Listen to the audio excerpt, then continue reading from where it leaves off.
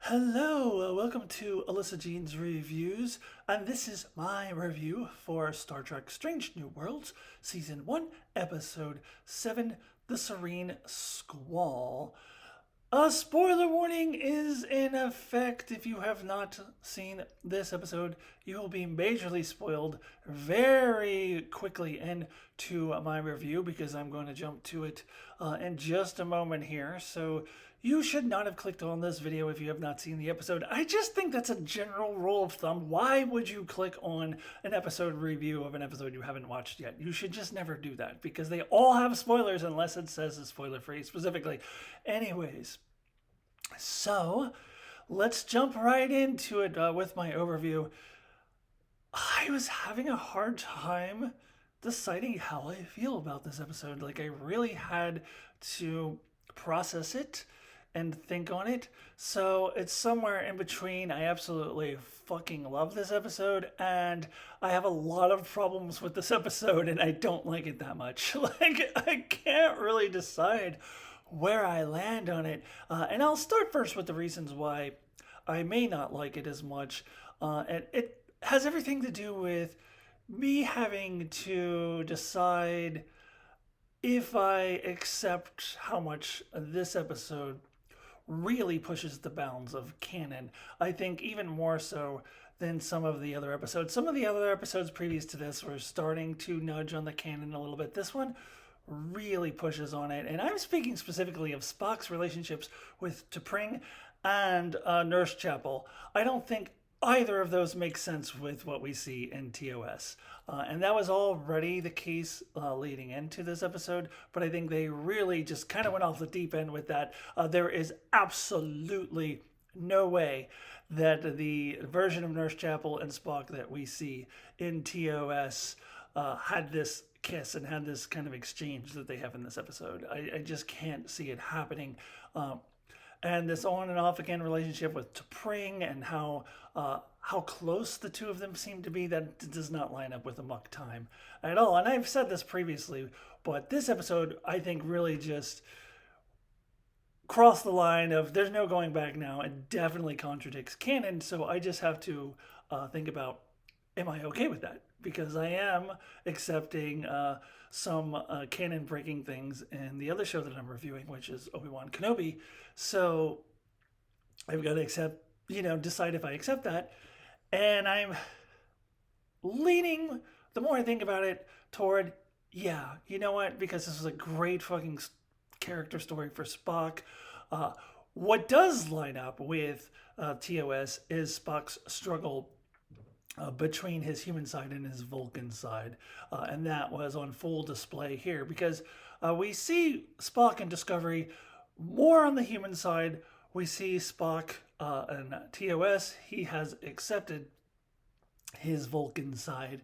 Although he does continue to struggle with it.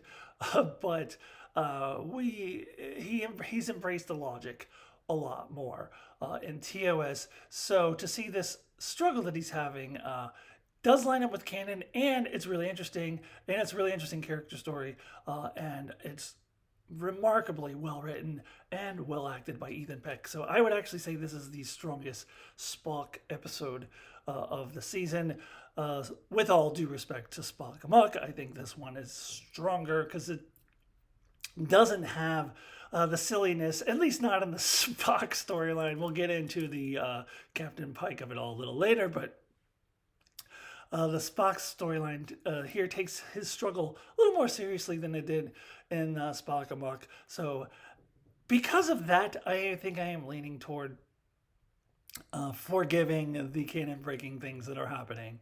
Now, as for why I said I would fucking love this episode, 3 words: Jesse James Keitel. Not sure if she's any way related to Harvey Keitel. She's kind of mysterious about her parentage, so I don't know.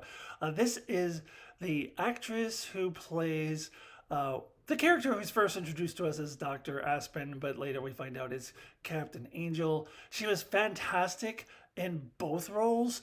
She totally had me fooled. I was blindsided by this twist that Dr. Aspen was the captain of the Serene Squall. I did not see it coming at all. And in retrospect, I feel like I should have, because this is a trope that Star Trek has done many times, where you have this outside person helping out the crew, and it turns out that person is really a villain. But usually when a Star Trek does that, it's something that you can see from a million miles away and it's super obvious. Here, it wasn't. Like, I was completely blindsided, and I think that has everything to do with the actress as well as the writing. And so I will admit, I'll talk about this a little bit more in a couple minutes, but I'm kind of in love with this actress. Like, I was just really infatuated with her the whole time. And I looked her up a little bit more, and now I'm inspired to go watch Queer as Folk and Big Sky, both of which she is in, which I guess are both on Peacock. I assumed Queer as Folk was on Showtime because the original one was, but I guess it's on Peacock. So I might have to check it out just to see more of this actress. I'll get into that a little bit more. Let us not forget the Cybok in the room, because that's another thing that I sort of had to decide if I accept that or not, because I had made some recent statements in my review for Star Trek V, which I did last month, that I wanted Cybok to be wiped out of canon. But they did some things here that make me feel a little more comfortable about him being included in canon. I'll get into that later. We'll get into that a little bit later. Let's go ahead and finish up this overview. Let me start by getting into the details of this episode. Okay, so this review will be structured a little bit differently. I will get into the storylines, but I have to start off just by fawning over Jesse James Keitel. I wasn't familiar with this actress, but instantly, as soon as she appeared on the screen, I was just drawn in by her. She just exudes queerness in the sexiest of ways. Like, I don't know, before I transition, I'm going to get a little bit personal here for a minute, if you don't mind. Before my transition, I was always attracted to women, but usually more traditionally heterosexual women. During my transition, I'm still attracted to traditionally heterosexual women, but I'm finding myself more and more attracted to certain types of queer femme presentations. And I just saw like my ideal queer femme on the screen. I was just absolutely enthralled with her very presence. Now, the actress is non-binary, but uses she, her pronouns. Now, apparently, the character, according to other reviews that I watched, is also non-binary and uses they, them pronouns, but I will confess I missed that. I watched this right at midnight, and I ended up falling asleep because I was too tired and having to come back and finish it the next morning. But at the beginning of it, I kind of was dozing off a little bit because I was too tired to be watching TV. And so I must have missed when they stated that this character uses they, them pronouns and is non-binary. The actress, also non-binary, but uses she, her pronouns.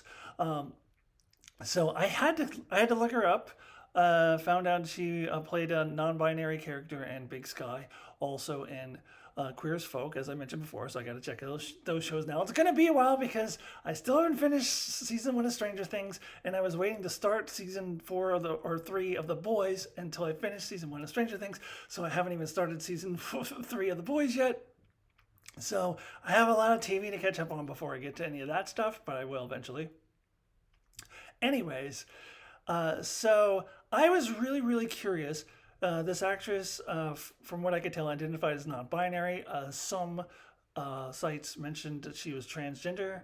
So I was just curious if she was assigned male or female at birth. Mainly because If she was assigned male at birth, then I would just love her even more, just because she looks so fucking amazing.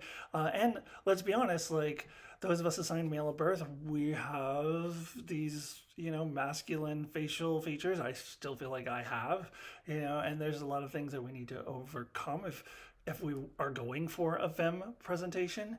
Not all trans women are, but or trans non-binary femmes are. But if she was born male at birth, I just would love her more. But what I found was people have been trying to find out if she was assigned male or female at birth, and her response to that is none of your fucking business. She's not telling you, and that made me love her even more too. I love that. I love that she's just like, I'm not fucking telling you. It's none of your business. It doesn't matter what I was assigned at birth. And I love that. And now, I just admire her even more for that. Like, just her gender just does not matter. Just not matter. Does not matter. Does not matter. But she does use she, her pronouns. So that's why I am using those pronouns, because she does. So I just found myself in love with this actress. Now, it's not just all that stuff. It's the fact that the characters that she played were amazing. Dr. Aspen, initially to me, seemed like a really strong guest character. I was thinking of the character that I gotta forget the name, Dr. Miranda Jones, maybe, that Diana Muldaur played in the original series. She played two different characters, but there's the one where they first introduced the Medusans, and she's a blind woman and she can see the Medusans. The only really fleshed out female character in TOS ever, pretty much. It reminded me of her. Like, it was this really strong guest actor, but I was assuming that this is a person who is genuinely helping the Enterprise, and I believed it. I believed it hook, line, and sinker every second of until the reveal. I was totally on board, and that's what I thought we were watching, and I thought, well, she's doing an excellent job. And then when the twist happens, we find out all of that is an act. First of all, I buy that all of that was an act. I buy that this Captain Angel was totally playing Spock. And I love how she later on says, "Oh, you silly Spock, I was playing on your emotions this whole time." Oh my God, this character is so good. I want to see this character back. Sybok we'll talk about later. I don't know about that. I don't know that I want to see Sybok again, but unfortunately I think the two are intertwined, so if we see her again, we'll probably see Sybok at some point. I could do without the Sybok of it all. I hope that they wrap up Sybok in this season, but continue to bring Captain Angel back in future seasons. I fucking love this character as a villain. She is the best villain I have seen on Star Trek in a very long time. I'm going to say since Q first graced the Star Trek screen. I would go that far. I am just blown away. And not just because I'm infatuated with the actress, but just because I love this character as a villain. But also, I do have to mention the aesthetics. Fucking gorgeous nails. Her nails are amazing. I love the little facial tattoo this character has. The actress does not. This looks like something that was painted on, but it fits the character beautifully. I just love everything about this character, both as Dr. Espen and as Captain Angel, and I cannot wait to see this character again. Sybok, we'll get to that. We'll get to that later. So I just had to talk about all that. But now let's go ahead and jump into the Spock of it all. As I mentioned at the top, this is, in my opinion, the strongest Spock episode of the season, with all due respect to Spock Amok. Also, I'll loop T'Pring into this conversation because it is the strongest episode for T'Pring. And I can go ahead and start rating what episodes are strong for T'Pring or not, because she's very clearly a main character on this show, even more so than Hemmer, the chief engineer, who has not appeared in 3 consecutive episodes. T'Pring has had more airtime than Hemmer, who is the chief engineer of the Enterprise, and this is not something that I was expecting. And you know what? I'm here for it. Yeah, it does not line up to canon and Amok Time. But I love seeing these two characters on screen. I love seeing these two actors on screen. They play off of each other really well. And now a lot of people rave about Spock and Muck. Again, as I said in that review, I found it a bit silly, a bit of a comedy episode, which is not my favorite thing. It was well done, but comedy episodes are not my favorite thing. Whereas here, it was taken a lot more seriously, as they are trying to explore the relationship, and T'Pring trying to figure out how to be with somebody who is half human, and should we maybe explore your human side a little bit? And that actually was a little bit funny too, the things at the beginning about the sex life and all that stuff. But that is all really interesting, and I absolutely love Spock's little ruse, his idea there that T'Pring picks up on and goes along with it. That they do the little ritual thing where they do the breakup, and so now she's no longer bonded to him, so she is not obligated to go and save him, and she can go ahead and turn around and not be shamed by the Vulcan, whatever. So that was actually quite brilliant on Spock's part. And at the same time, there was a lot of truthfulness between all three of those characters involved, Spock, T'Pring, and Nurse Chapel. There's a lot of realness in their feelings, especially when it comes to Nurse Chapel, but also with T'Pring. Generally, little subtle hints of jealousy, even though she's a Vulcan, and the actress played that beautifully. So a little bit of truthfulness and all of that. Now, I am all on board with T'Pring and Spock, even though in Amok time, she hadn't seen Spock in a long time. They were just simply arranged. They didn't really have a relationship. But, whatever, because I love this. I'm having a harder time with the Nurse Chapel thing only because it just does make me so sad that Nurse Chapel is apparently going to turn into the mindless automaton who's just simply fawning over Spock, especially now after we see there is some depth to their relationship here. There's some complexity to it that we see here. And that's non-existent in TOS. Is just 10 years later. So 10 years later, she's still going to be going, oh, Spock. But there's no depth to it anymore. So that does bother me. Like, that does kind of bother me. But I just kind of sort of have to, let that be pushed aside and just accept that this is a story of this kind of love triangle, and just accept it as a really well acted and really well written love triangle, which I don't say about a lot of love triangles because most of them are stupid. And this one is so interesting. There's so many subtleties that the actors play perfectly that I can't help but love it, even if it does still bother me that the Nurse Chapel is going to 10 years later be like just mindlessly fawning over Spock still. So that does bother me, but it was well done here. Now, as far as Spock's struggle between his human and Vulcan side, I think that was also really well done, and I'm enjoying seeing this continue. We see him more as the human side in Discovery.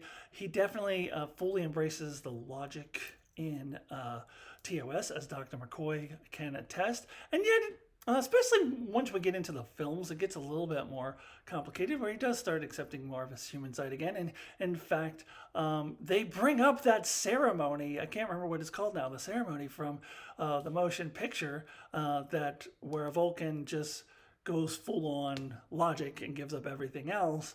And I said in my review for the motion picture that I was pretty sure that they had never mentioned that ceremony before or after that film, and it was just unique to that film. But that is no longer the case, as it was brought up here. And we know now that Spock never actually goes through with that ceremony. So even though the Leonard Nimoy Spock does fully embrace logic and goes headfirst into logic, he also still holds on to a little bit of his human side. So the Leonard Nimoy Spock, especially in the movies, I think really does find that perfect balance of what works for him, of his human side and Vulcan side. But this version of Spock is far off from that and is still struggling with that. And Captain Angel gives him some things to think about when they say things like, why does it have to be either or? Why is that a choice? It's a false choice. And you got to take their words with a grain of salt because their boyfriend is Cyborg. But at the same time, I think Spock does internalize it, and we'll see with the character later on, and especially in the films, that he does find that perfect balance and doesn't necessarily choose one completely over the other. So I'm really finding this, as Spock would say, fascinating, watching this struggle, and just how well Ethan Peck is playing it is just absolutely amazing. So enjoying all of that. It's hard not to love this episode the more that I talk this through. However, there is still, let's go ahead and talk about Sybok now, because I did my Star Trek V review last month, and I said that they should just wipe Sybok under the carpet. They shouldn't bring him back like they did with Assignment Earth in Star Trek Picard, because it was such a poorly written character, a one-dimensional character that just came out of nowhere. He has these vague, undefined powers of brainwashing that just sort of fade away at the end. Like the brainwashing that he does, it just doesn't matter anymore at the end. So it's just such a poorly written character that I said that we should never see this character again. And let's just... And also, I couldn't see how Sybok and Spock and Michael Burnham would all coexist. But what they do here to make that work is Spock says, Sarek had a child out of wedlock, and it's not one I ever have any contact with. It's just one that I know exists out there somewhere. Whereas I just watched Star Trek V, and they definitely make it out like Spock and Sybok spent some of their childhood together. So that was kind of my main thing about how could the three of them all coexist. Based on what they say in Star Trek V, they couldn't. However, they're retconning that a little bit to say that they didn't actually spend their childhood together, that Sybok is just some half-brother of his that exists out there somewhere, that he never really grew up with. He only grew up with Burnham, and I'm kind of okay with it. Like, I'm kind of feeling comfortable with that. But they do kind of set him up with dun dun dun. He's coming back as the big bad, and... You know what? Ultimately, if they do this character justice, it'll be fine. I just have a really bad taste in my mouth for what was the worst Star Trek film of all time. And one of the worst movies I've ever seen, which is Star Trek V. So it's hard for me to want to see that character again. And I do hope that we maybe just get one more Sybok episode and then his story is done. Also, I don't want to see too much interaction. We're already freaking canon in many ways. I think if we see too much interaction between Sybok and the Enterprise crew here, with Uhura being there, that definitely will really contradict what was established in Star Trek V. So I hope that we maybe, if they must have Sybok again, just one episode, maybe the finale. And then let's say bye-bye to Sybok and bring back Captain Angel just without Sybok. I just want to keep seeing Captain Angel again and again, but not so much on the Sybok. All right, so I do have one more storyline that I need to touch on before I get out of here. I realize this is a long review, but I just have so much to talk about with this episode. Okay, so... we have this other storyline with Pike and Una, and basically most of the rest of the crew are on the Serene Squall and trying to cause a mutiny. And this is kind of the sillier side of the episode. And I really actually quite enjoyed all of this, but I do find it a little problematic that this Orion guy was portrayed as the captain, but he wasn't really the captain. Although, to be fair, I forget the character's name, the African-American woman who they're trying to convince to help them, says he is not the captain. So I think she was referring to there the fact that Captain Angel is actually the captain, not this dude. But he's clearly in charge while Captain Angel is gone, so they can go ahead and mutiny against them. And when we see Captain Pike now controlling the ship, and number one is there, and Ortega's is piloting the ship, at first I was just like, how did they get that so fast? Like, I can't believe this was off screen, but I kind of actually love the little reveal at the end where number one was like, so maybe we didn't quite wait until the mutiny was over. And you see people climbing up with the thing. Very, very silly, but I'm here for it. I liked it. It worked well for me. Also, Ortegas's lines throughout the episode regarding the dates that comes from the trailer. So we now know that the trailers went all the way up to at least episode 7 and showed scenes from at least episode 7. I don't know if there's more still to come. It's been a while since I've seen the trailer, so I don't remember. But and when, as far as at least episode 7, because of the whole, date thing that Ortega keeps bringing up, King was in the trailers, but also, I really love the line at the end where Pike was just like, so make sure you fire, but fire gently. And she's like, fire gently? What does that even mean? Like, how do you fire gently? I want more Ortegas. I still want more Ortegas. I'd love to have more Hemmer too, but seems like he's kind of on the back burner. By the way, another side note, no Uhura. Very, very strange. No Uhura at all. Where was she during this episode? Was she taking a nap the whole time? No Uhura. Anyways, all of that stuff was kind of fun, even if it was a bit silly. And you know what? At the end, when Captain Pike starts going, "Arr!"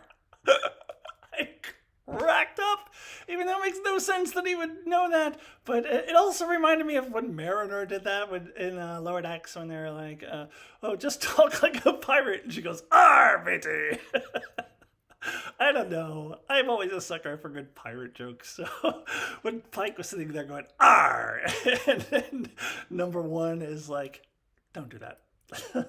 It's just, please stop. Please stop. I was cracking up.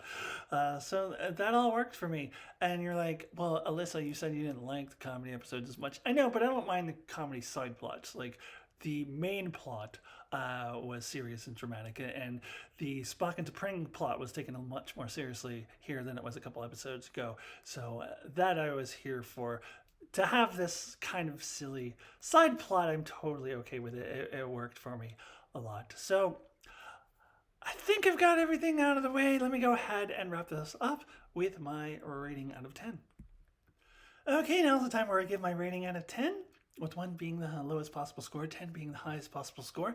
I came into this review, started recording it, not sure where I was going to land with this rating, but the more that I have talked myself through this episode, the more I have decided that my rating out of 10 for this episode is a 9. I just really love this episode. I'm just going to have to forgive some of the canon stuff. I am a little uneasy about Cybok being a big bad, but that's honestly more to do with whatever future episode he appears in. So I'm going to have to wait and reserve judgment to see how they use him before I can make any call on that.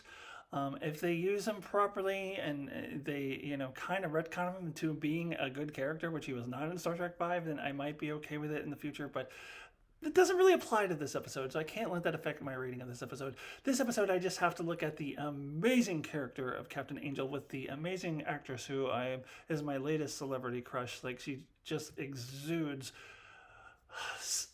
the sexy femme queerness that I didn't know that I wanted. So I will be watching more things with her in it.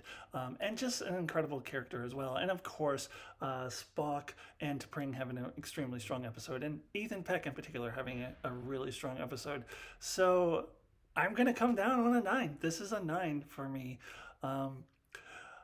Even though I gave the Gorn one a 9.5, I almost kind of think this is probably my favorite episode of the season. I know that doesn't make a lot of sense, but I think that this is probably my favorite episode of the season. The more I think about it, the more I process it. It took me a little bit to come to that conclusion, but I think I am there.